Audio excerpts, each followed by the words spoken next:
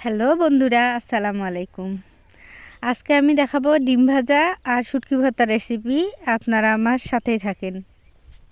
ডিম ভাজার জন্য যা কিছু লাগে আমি এখানে দিয়ে দিলাম।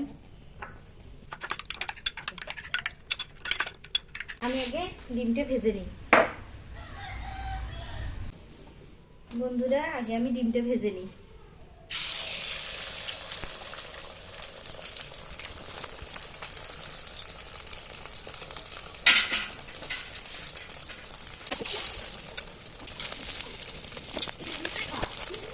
বন্ধুরা, আমার ডিম ভাজাটা কমপ্লিট। দেখেন বন্ধুরা, এবার আমি ওই ডিম ভাজা তেলটাতে বালুচাটা মাছের শুটকিটা ভেজে নেব।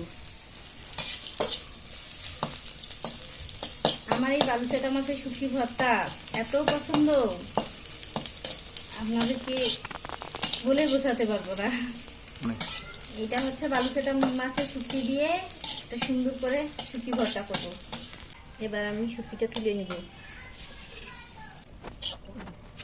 এখন ওই ভর্তাটার জন্য কাঁচামরিচ নিয়েছি আর রসুন নিয়েছি। দেখেন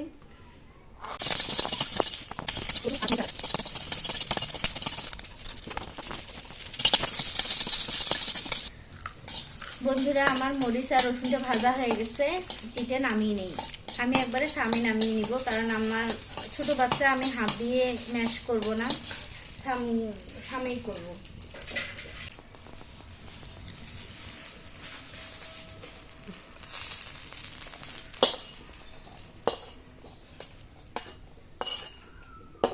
বন্ধুরা, এখানে দিয়ে দিলাম পরিমাণ মতো লবণ। আর ধনিয়াটা গোটা না থেকে আমার মনে হয় এখানে দিলে ভর্তাটা টেস্ট বেশি হবে। একটু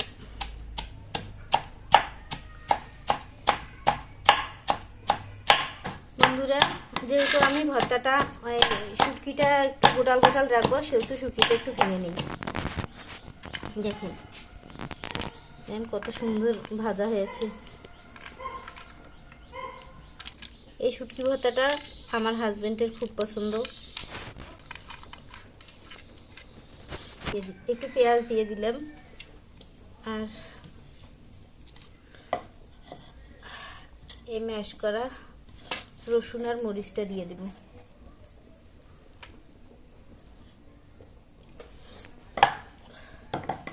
এবার হচ্ছে একটু সরিষার তেল দিয়ে